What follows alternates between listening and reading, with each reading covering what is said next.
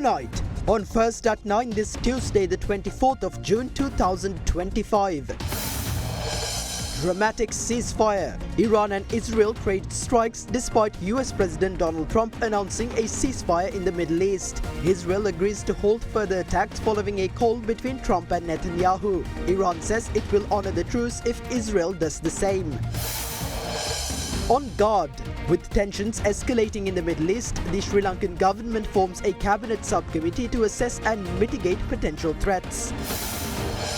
Target achieved. NPP secures control of 200 local government bodies, while the opposition claims victory in 28. Elections in several councils postponed as the opposition protests the use of secret ballots. Foreign inflows. Sri Lanka attracts $203 million in foreign direct investment in the first quarter, marking a 90% year-on-year surge. Cinec Campus Open Day. May masa 3 වෙනි දින උදෑසන 9 සිට Cinec Campus පරිශ්‍රයේදී. Enrolling now for the June 2025 intake and complete your degree in 2 years. From Derana, this is Derana First at 9. Live from Studio 24 in Colombo. Good evening and welcome to Derana First at 9, Sri Lanka's most trusted news source. I am Katya Arunayaka, joining you live with the latest in Sri Lanka and around the world. We begin with your top story. In an unexpected turn of events, US President Donald Trump today announced that Iran and Israel had agreed to a ceasefire, bringing an end to 12 days of intense and escalating conflict. Despite Trump's announcement, Israel conducted an airstrike in northern Iran, claiming it was in response to Iran violating the ceasefire earlier by launching 2 missile strikes. However, in the aftermath, Israel said it would refrain from further attacks, following a conversation between Prime Minister Benjamin Netanyahu and President Donald Trump. Meanwhile, Iran's President Masoud Pezeshkian affirmed that Iran would honor the ceasefire, provided Israel also adhered to its commitments under the agreement. The ongoing conflict in the Middle East took a dramatic turn on June 22nd when the United States entered the war, launching airstrikes on 3 Iranian nuclear facilities using B-2 stealth bombers. In response, Iran vowed retaliation and yesterday evening targeted the Al Udeid Air Base in Qatar, the largest American military installation in the region, home to nearly 8,000 US personnel and a fleet of fighter aircraft. Despite Iran's aggressive response, the attack was largely thwarted by the American-made Patriot missile defense systems stationed in the Middle East. US President Donald Trump confirmed that of the 14 missiles fired by Iran, 13 were intercepted and no casualties were reported. While the strike on Al Udeid was aimed at US military assets, Iran's Supreme National Security Council stated that Tehran had notified both the United States and Qatar in advance, aiming to prevent civilian casualties. President Trump later acknowledged Iran's forewarning, calling their retaliation very weak in a post on Truth Social. Nevertheless, the government of Qatar condemned the attack, citing it as a violation of national sovereignty and affirmed its right to respond. In addition to Al Udeid, the US maintains a significant military presence across the Middle East, with operational bases in Oman, the United Arab Emirates, Bahrain, Saudi Arabia, Kuwait, Iraq, Syria, Jordan and Egypt, all of which are now at elevated risk amid escalating hostilities. Reports also emerged of an Iranian drone strike on the Tajir military base in Iraq, raising concerns about the potential for broader regional involvement in the Iran-Israel conflict. Despite the ongoing exchanges, President Trump made a surprising announcement via Truth Social early this morning, revealing that both Iran and Israel had agreed to a ceasefire, effectively ending 12 days of hostilities. However, fighting continued for several hours following the announcement. One attack reportedly killed 3 people in Beersheba, a city in southern Israel. The Israeli government eventually confirmed it had accepted the ceasefire terms proposed by Washington. Iranian Foreign Minister Abbas Araghchi, however, said while Iran had not formally agreed to a ceasefire, it would halt attacks if Israel did the same. President Trump urged both nations to honor the ceasefire. Following the announcement, Israeli airspace was reopened for civilians. However, Israel later accused Iran of launching 2 missiles after the ceasefire came into effect. Israeli defense minister ordered a retaliatory strike, although Iran has denied violating the truce. US President Trump, who is expressing his views on this matter, is urging Israel to refrain from bombing again. Before leaving for the NATO summit in The Hague, President Trump said he was not happy with the ceasefire violations by both sides, especially by Israel. You know what? We basically have two countries that have been fighting so long and so hard that they don't know. Do you understand that? However, sounds of fresh explosions were heard from the northern part of Iran, with Prime Minister Benjamin Netanyahu's office confirming that Israel had struck a radar installation near Tehran. Israel said the strike was in response to Iran's violation of the ceasefire, but added that it refrained from further strikes after Prime Minister Benjamin Netanyahu spoke with US President Donald Trump. Meanwhile, Iran's President Masoud Pezeshkian said Iran would respect the ceasefire announced by US President Donald Trump, provided that Israel also upholds its terms. Meanwhile, Iran's health ministry officially announced today that 606 people have died in the 12-day conflict.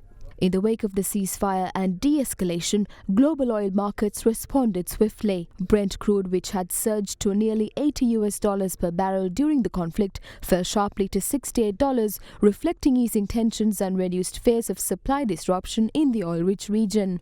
චන්දුරුසුනේ කාගෙන් මන අපේ සිංහ TV සඳහා සුපිරි deal. යාඩියා ලොව වැඩියෙන්ම අලෙවි වන electric ස්කූටරය අවාන්ස් auto වෙතින්. World leaders gathered in The Hague in the Netherlands today for the start of a historic two-day NATO summit, with US President Donald Trump making his first appearance at a NATO summit since returning to the White House. Allies are expected to endorse a landmark goal of spending 5% of their GDP on security to support the alliance's defense plans against external threats. Discussions are expected to center on how the US secured this unprecedented military spending commitment from its allies. Amid rising tensions in the Middle East, NATO Secretary General Mark Rutte emphasized that the Russia-Ukraine conflict remains a key focus. Ukrainian President Volodymyr Zelensky arrived in The Hague for a series of meetings, although he was absent from the key leaders' summit expected to finalize the military spending agreement. In view of the rapidly evolving situation in the Middle East, the Sri Lankan government has moved to establish a cabinet subcommittee tasked with assessing and mitigating potential threats the country may face. Meanwhile, Sri Lanka's Civil Aviation Authority reported minor disruptions to flight operations earlier this morning due to the ongoing conflict. However, the authority later confirmed that normalcy had been restored by this afternoon, with services returning to their regular schedule. In response to an attack on the Al Udeid US military base in Qatar, several Gulf nations including Qatar, Kuwait, Bahrain and the United Arab Emirates temporarily shut down their airspace. As a result, Sri Lanka's Civil Aviation Authority said steps were taken to divert 5 flights from Sri Lanka to Middle Eastern countries to other airports in Muscat, Dubai and Riyadh. Passengers who arrived at the Bandaranaike International Airport in Colombo this morning were inconvenienced. However, the Civil Aviation Authority said that with the reopening of the Middle East airspace following the Iranian attacks, flights from the Bandaranaike International Airport continue to operate as usual this afternoon, albeit with some delays.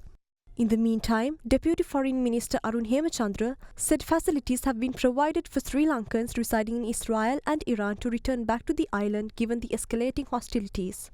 There are 41 Sri Lankans in Iran at the moment. We have provided facilities for a majority of them to return to Sri Lanka. On the other hand, over 20,000 Sri Lankan nationals are currently residing in Israel, out of which 20 have already requested to return to Sri Lanka. 5 have already left and 3 more are set to fly back tomorrow. We are working on helping the rest as soon as possible.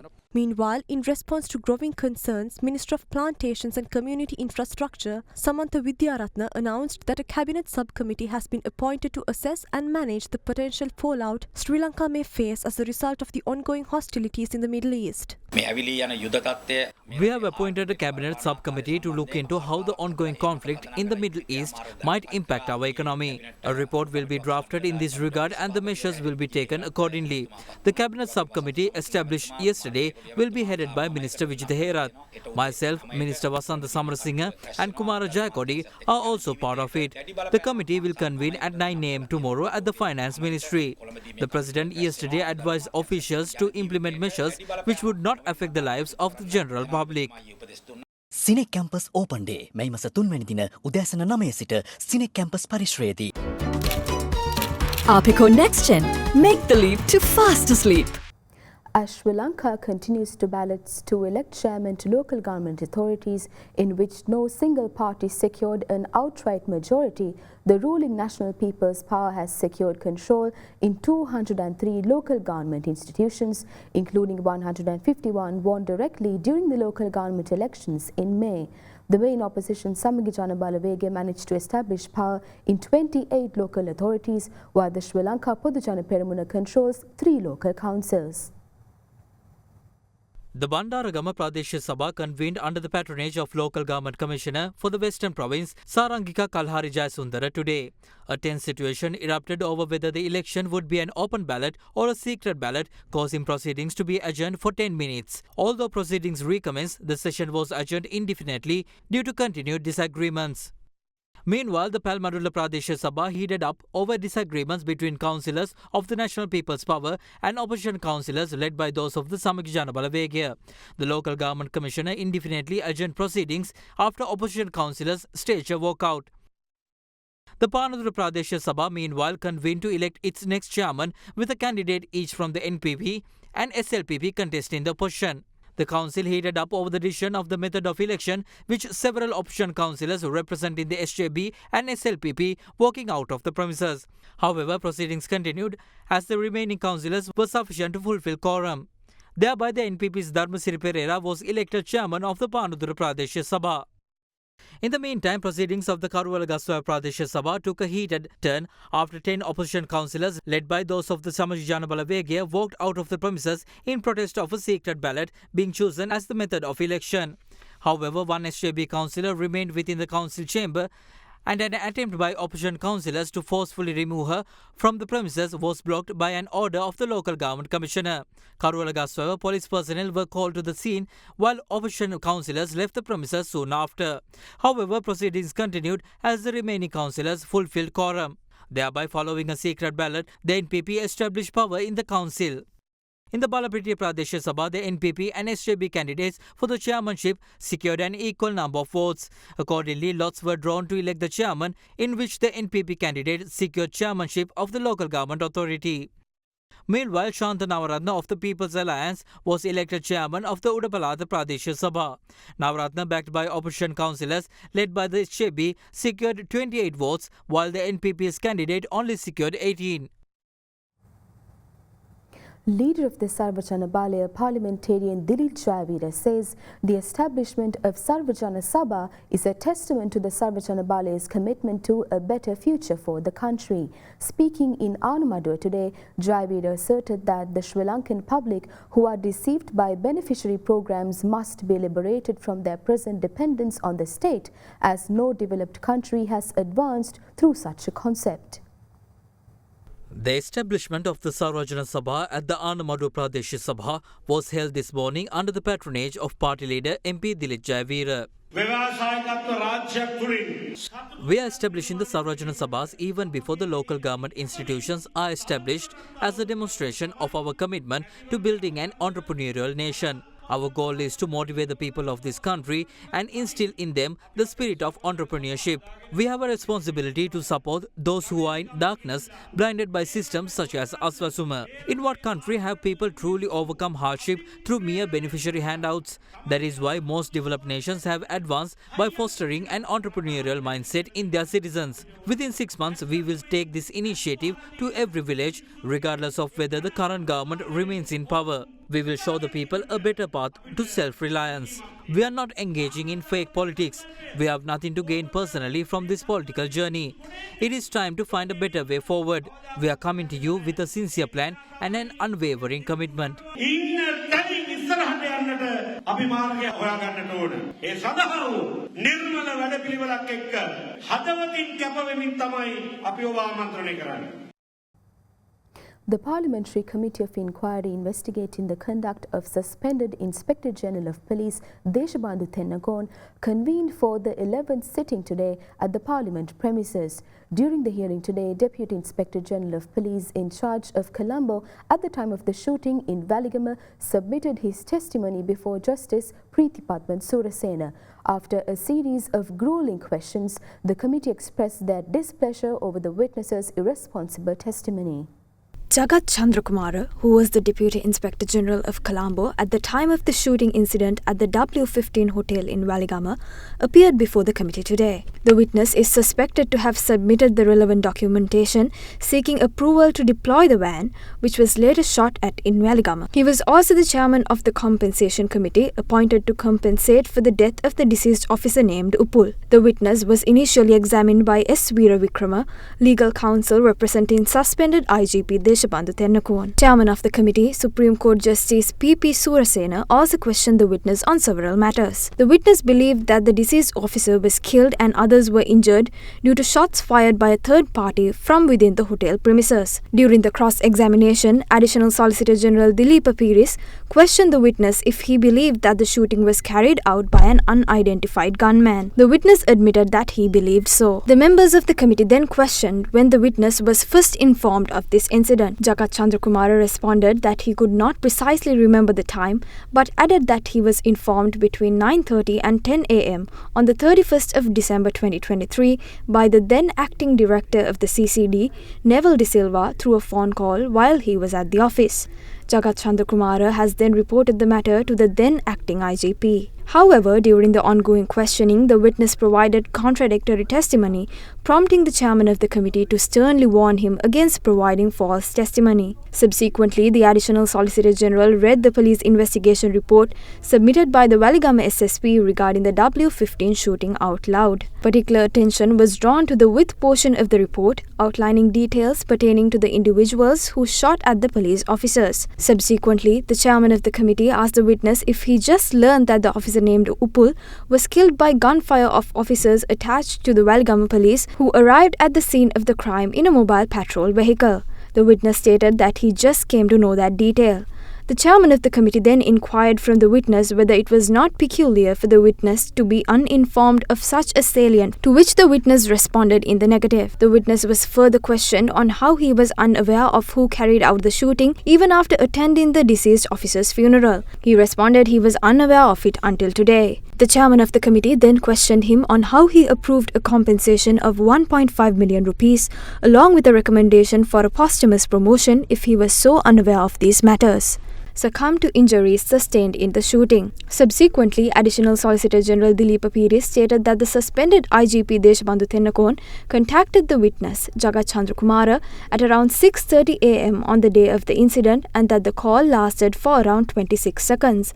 He also added that the witness was contacted again by the suspended IGP at around 8:10 a.m. Accordingly, the Additional Solicitor General questioned the witness on what they spoke about. The witness asserted that he could not remember what they talked about or if they spoke about the incident in Waligama. When the chairman of the committee questioned if the suspended IGP did not mention the incident during the call at 6:30 a.m., the witness denied it. The Additional Solicitor General questioned the witness if he did not receive a call from Neville De Silva a little after 4 a.m. that day. The witness responded by saying he could not remember.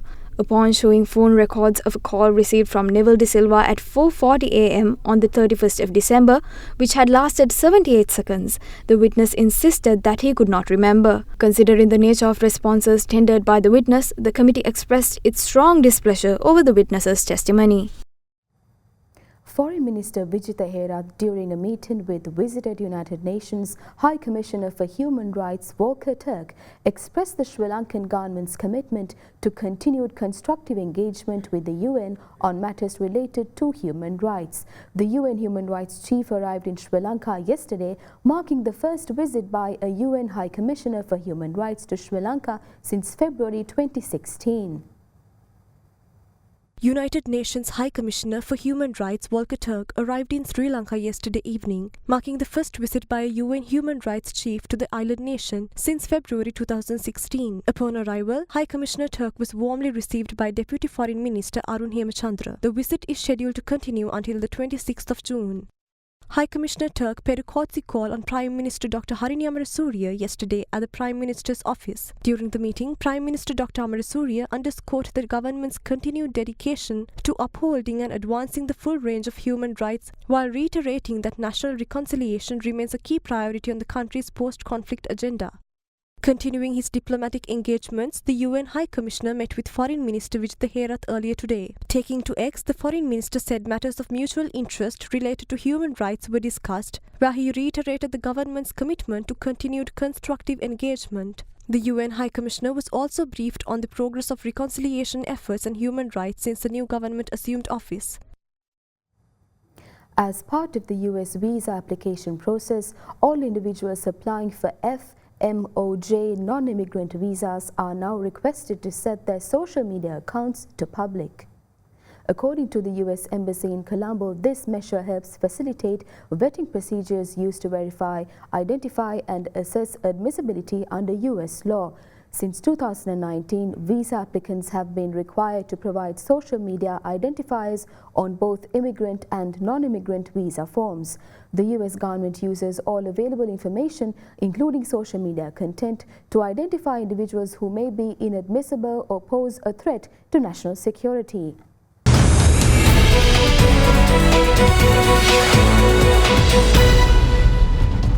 Welcome back. Taking you to business news, the Board of Investment reports that during the first quarter of 2025, realized foreign direct investment amounted to $203 million, reflecting a 90% increase compared to the same period in the previous year. In the first 6 months of 2025, the BOI has approved 48 projects with a total investment value of $499 million, marking a 28% year-on-year increase as the country experienced a notable rise in FDI inflows compared to the same period in 2024. In a statement, the BOI said it received 79 investment proposals, including 40 greenfield projects and 39 proposals for the expansion of existing ventures. The total estimated value of these investments stands at $4.699 billion, with $3.899 billion attributed to foreign investment and the remaining $770 million as local investment. This reflects an 18% increase compared to the investment proposals received during the corresponding period in 2024. The proposed investments originate from several countries including Canada, China, India, Singapore, Switzerland, the Czech Republic, Australia, Saudi Arabia, the Netherlands and South Korea. Notably, there is a rise in greenfield investments targeting the manufacturing sector, including the production of tires and trucks for export, mineral processing, apparel-related projects, energy, real estate including condominiums and mixed-use developments, hotel projects and agricultural ventures such as dairy farming, seaweed and seafood processing and crop cultivation. The BOI also highlighted increased interest for expansions from existing ventures in sectors such as telecommunications, ICT, apparel, rubber products, port development and apartment complex construction with a combined value of $322 million. Following a comprehensive evaluation process, the BOI has approved 48 projects from January to June 2025, including 28 greenfield projects and 20 expansion proposals with a total investment value of $499 million, marking a 28% year-on-year increase. These approved investments are expected to create approximately 10,000 employment opportunities upon commercialization. During the first quarter of 2025, realized FDI amounted to $203 million, a 90% increase compared to $107 million recorded in the first quarter of 2024. Additionally, realized local investment reached $87 million during the same period, reflecting a 32% increase from the previous year. The Central Bank of Sri Lanka clarifies that Sri Lankans are not permitted to make payments for acquiring or investing in overseas properties except where such payments are made through personal foreign currency accounts. Issuing a statement, the central bank noted that such investments via personal foreign currency accounts may be made up to a limit of $20,000 or its equivalent in other designated foreign currency. This clarification follows CBS's observation of advertisements promoting overseas investments in immovable properties to Sri Lankan residents.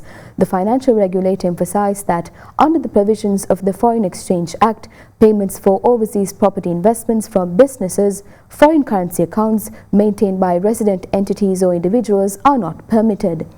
Also, resident individuals are prohibited from obtaining foreign loans or raising financing from non-residents for any purpose, including investments in overseas properties. Central Bank warned that legal action will be taken against anyone involved in or facilitating such unauthorized foreign exchange transactions.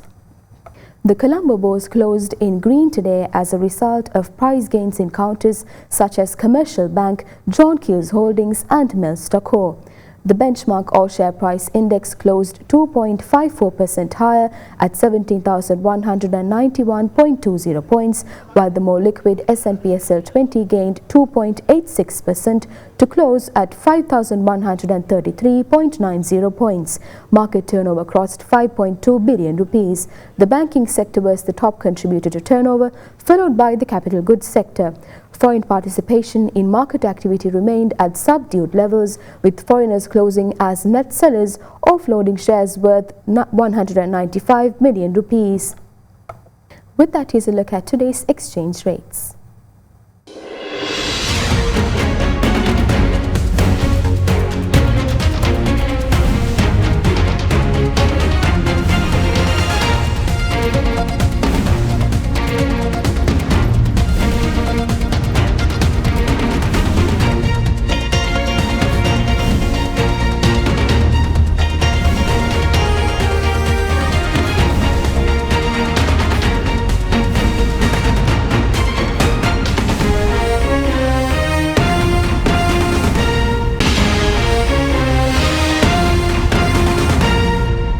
That's all for tonight from First at 9. Thank you. Have a great night.